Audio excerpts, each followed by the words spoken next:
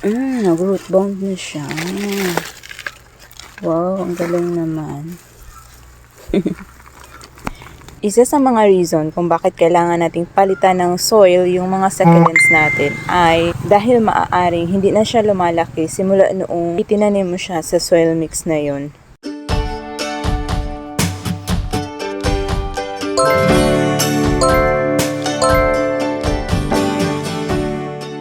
So ito yun guys, yung mga jade ko. Matagal ko na tong gustong iripat guys. Matagal ko na talagang gustong palitan ng soil at lalong-lalo na after kong mag-spray ng fungicide at saka insecticide dahil nakita ko talaga na nagkaroon man ng changes sa kanilang growth or sa kanilang itsura, konti lang.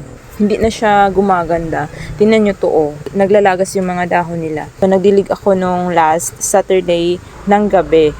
Tapos, na ngayon, Friday, so 1 week na. Pero, yung soil nila, ayan, hindi pa rin siya natutuyo. Yung mga nakaganitong pots ko kasi guys, ito siya. May mga kasama siya. Ayan Yan. Hindi ko alam yung ID niyan. Tapos, ito pa si Claret. Kasama din yan sila. Yan. Jade din. Ginawa ko na magkakapareho sila ng pot kasi nga mga jade sila. Pare-pareho din sila ng mga symptoms. Naglalagas yung mga dahon at saka may mga ganito yung mga dahon niya. Hindi siya well draining yung soil. Naisip ko kasi dati na gusto kong gawin na mas marami yung compost na ilalagay ko kaysa sa rice hull. So, mali ako dun. Hindi pala dapat. Sa mga nakaraang potting session ko na ginawa, ay binalik ko na sa dati yung consistency ng aking soil, which is more on rice hull, gaya nung pinakadati pa. At mag-a-adjust na lang ako sa watering schedule ko para hindi sila ma-overdried. Dahil kapag mas marami yung rice hull, very well draining at mabilis matuyo yung kanilang soil mix. Ito din mga Laureliaceae ko guys. Same lang din sila ng soil mix kasi same lang din naman ng pots. And nakalimutan ko na lang kung ilang months na to siya nakatanim dito. Pero ngayon kasi napapansin ko na sa kanya na meron siyang mga something wrong. Ayan. Mga ganyan guys, naninilaw siya. Hindi ko alam kung fungus, pero parang same lang din ang cause dun sa mga jade plant ko na hindi well draining yung soil. Pero at least, ito siya dito. Tumagal siya guys, tapos lumaki din naman siya kahit papano. Yung jade plant kasi siguro ay mas maselan kapag hindi well draining yung soil kaysa dito sa Laureliaceae ko. Yung mga marks ng fungicide guys ay andyan pa rin. Naalis kasi niya yung farina. Ito din, ganun din ang soil mix. Kitang-kita yung mga compost.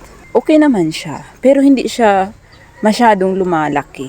Kasi di ba dapat mataba yung purple delight, ganun. Ito siya, parang mabagal lang talaga ang paglaki or sadyang mabagal siya dahil variegated siya. Buti na lang talaga itong si Super Balm, which is same lang din naman sila ng soil mix, pero kahit papaano ito siya ay gumaganda yung kulay. Dahil siguro mahilig sa water si Super Balm, ganun. So I don't know. Pero kahit papaano ay okay naman to. Ayan, tumataba yung dahon niya ngayon na lumalabig yung panahon at nandito lang siya sa shaded. Ganon din ito siya. At yun nga, napakita ko na sa inyo nakaraan na nagkaroon siya ng stem rot. Dito na side na to, kaya siguro sila nagsusurvive kasi hindi ko din masyadong nadidiligan. Di gaya nung doon banda sa mga jade plant ko na lagi ko talagang nadidiligan doon. Ito dito, nakakalimutan ko kasi. Kaya siguro sila nagsusurvive kahit na ganoon yung kanilang soil mix na hindi talaga well draining. So, pero palitan ko na rin. Pero ito, ayaw kong palitan guys. Ayaw kong galawin ito siya kasi balak ko siyang i-behead. Hayaan ko na lang muna ito dito. Tapos, ganun na lang din. Huwag din munang diligan masyado para hindi sila magkakaroon ng mga sakit-sakit. So, ako ngayon. Yun lang naman. Papalitan ko lang naman sila ng soil mix.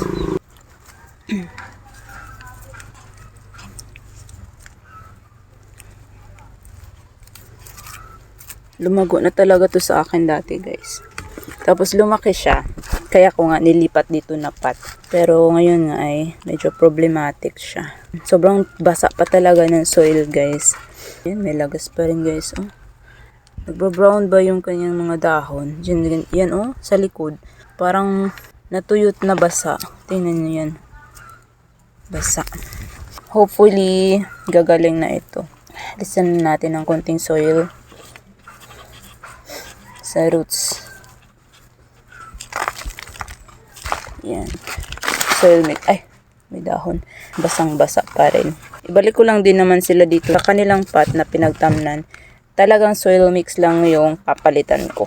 Nag-stress na siya guys. Pinakita ko to sa inyo nung nakaraan eh. Nagkakaroon siya ng kulay dahil sa lamig. Fruit na natin. Para makita natin kung anong nangyari sa kanyang soil. Meron pa rin. Nag-root bound na siya. Wow, ang galing naman. Siguro dahil nag-root bound lang siya. Kaya siya nagkakaganyan guys. Dapat na rin talagang palitan ng soil yung ating mga plants kapag nag-root bound na. Magbibigay naman yan sila ng mga indication na kailangan na silang palitan ng soil. Halimbawa, hindi na lumalaki. Or gaya nito, may mga sakit-sakit na.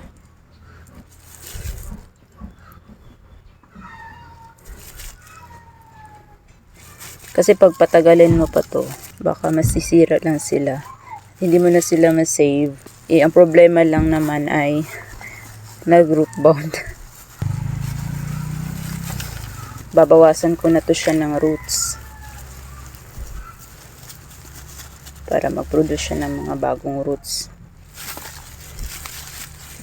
Healthy pa naman ang roots nito guys. Pero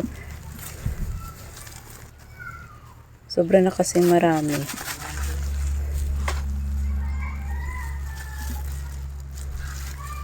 Bawas na rin ako ng dahon. Ayan. Tabingi tuloy tingnan kasi yung dito banda ang nag-rot. Mura ko lang itong nabili kay Mamaymay. Galing to kay Mamaymay eh. Yung mga galing sa kanya na itanim ko sa magandang soil mix na nagawa ko. Tapos, almost lahat nabuhay. Ayan. Tuyong-tuyo yung soil niya guys. Di talaga maganda na lagi mong diligan yung plants mo din na succulents. Itong isa din guys. Ayan. Hindi masyadong root bound. Pero marami na rin siyang roots. Linisan na rin natin. Ay! Tingnan nyo yan guys. Diyan banda yung may problema sa kanya. Tatabingin na naman to. Yan, may mga basa. Kailangan nating alisin yung basa para hindi nahahawa.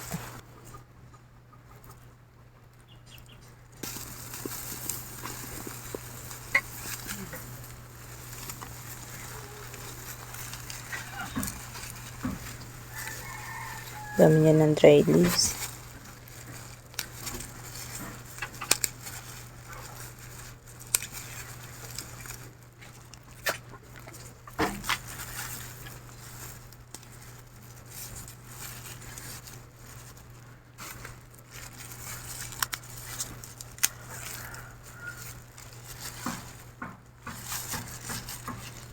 Dami niya ng dahon eh. Buti pa to, hindi masyadong tabingi tingnan kahit na nabawasan dito sa gilid ng mga dahon. May mealybug.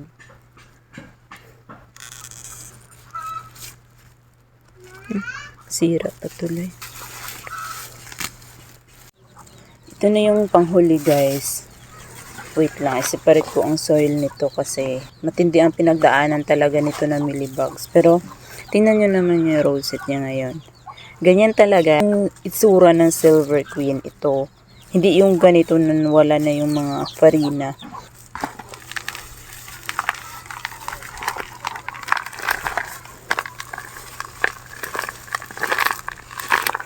Yan. Basa yung kanyang soil mix. Pareho din doon sa mga jade plant ko na soil. Hindi masyadong dumami yung kanyang roots. Maiksi lang. Sobrang konti. Hindi gaya doon sa Lawelinsiana ko.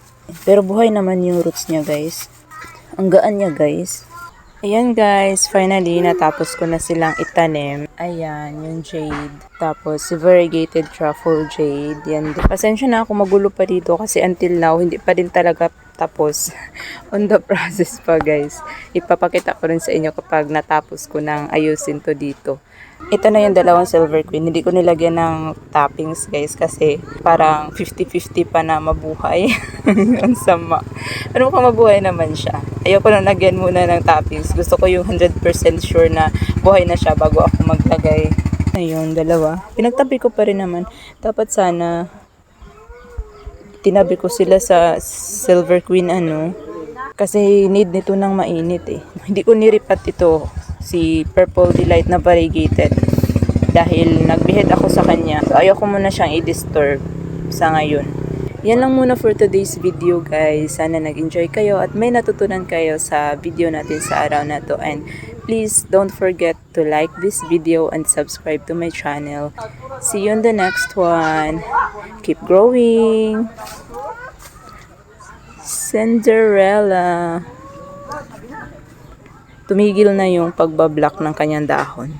Tinisan ko lang habang ikita ko pa siya. Kasi makakalimutan ko na naman yan. Ba't parang nag-monstrous ka na?